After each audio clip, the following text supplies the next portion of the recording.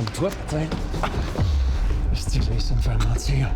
Vincent Leclerc, l'année a commencé en Lyon pour Dumas, où votre personnage, Éric, a sauté au cou d'un des personnages. Vous l'avez préparé avec Isabelle Richer, cette scène-là? Oui, on prépare ça. Puis même que c'est elle, j'ai l'air de l'étrangler pour de vrai parce que mes mains sont blanches, mais c'est elle qui... Moi, je mets la main, puis c'est elle qui se l'enfonce dans la gorge. Puis à chaque prise, je dis, Isabelle, relax, tu vas t'évanouir. Moi, je fais rien, je mets la main, puis c'est elle qui le gère.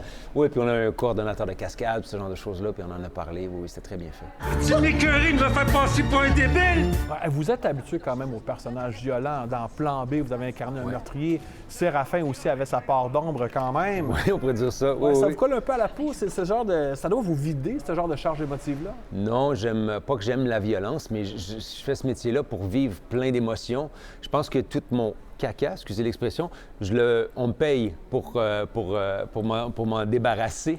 Moi, ma psychothérapie, je pense que je la fais à l'écran.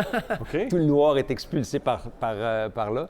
Mais quand même, ça doit être dur à travailler, une scène de violence comme ça, là. En fait, c'est plus une charge, je pense à Plan B, de vivre ça pendant 3 mois. Ça, en fait, c'était le premier projet dont je sortais égratigné. Parce que je suis pas le genre de gars qui ramène le boulot à la maison. Donc, pour quelque chose de longue haleine, oui, ça peut gruger, mais une scène comme ça, de façon ponctuelle, pas pour moi, mais je suis peut-être un peu un sociopathe aussi, je sais pas.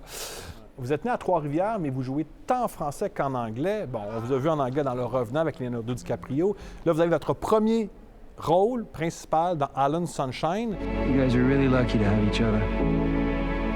We know. Comment vous avez développé ce talent-là de jouer en anglais? Parce que c'est un tout autre exercice, là. 10 ans en Ontario. Quand je suis arrivé à Montréal en 98, j'avais une super belle maîtrise. J'ai passé plusieurs étés dans un camp d'été aussi en anglais. Puis en arrivant à Montréal, je me suis rendu compte qu'il y avait un beau marché anglophone, puis que si je me bottais un peu le popotin, je réussirais à gommer ce qui me restait d'accent. Puis après, ben c'est l'oreille qui se développe, puis plus tu en fais, plus tu peux en faire, là. Mais j'ai jamais eu de grandes ambitions de France ou des États-Unis. Je me suis toujours dit que si j'allais là, c'est parce qu'on viendrait me chercher. Je ne vais pas déménager à Los Angeles puis recommencer au bas de l'échelle avec des troisièmes rôles. Ma seule ambition maintenant, c'est de continuer à avoir accès à du matériel intéressant. Je suis très, très bien dans ma vie. En fait, ma seule ambition, c'était d'être à une période où je pouvais dire non. Et depuis quelques années, je suis dans ce privilège-là. Et j'en profite beaucoup. Ouais. Je veux juste savoir si, selon toi, humain lui dit la vérité, c'est tout. Vous étiez super bon dans la série X13, hein? D'abord sur Club Illico, prochainement à TVA, mais ça s'arrête après une saison 1.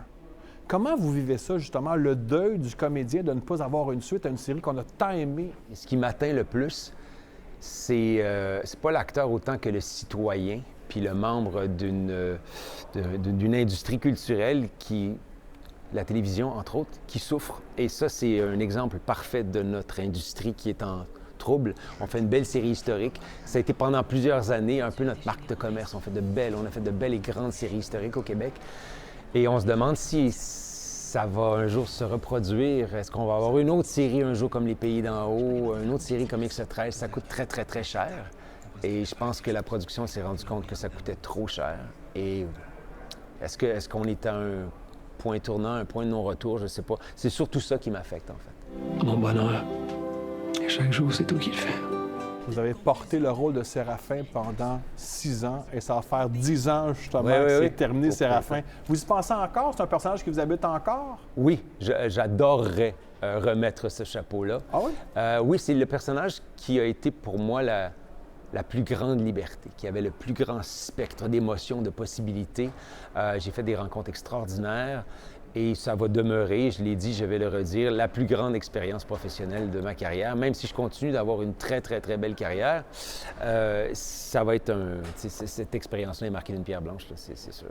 Je vais terminer avec Dumas. Tous les lundis soirs, je veux savoir, est-ce qu'Éric est amoureux de Sophie, incarnée par Marlène C'est Jonca? drôle que vous parliez de Ah ça. non, mais- On a comme joué un peu le mystère là-dessus. Est-ce qu'on va être les Scully et Mulder Oui. de X-Files Ouais.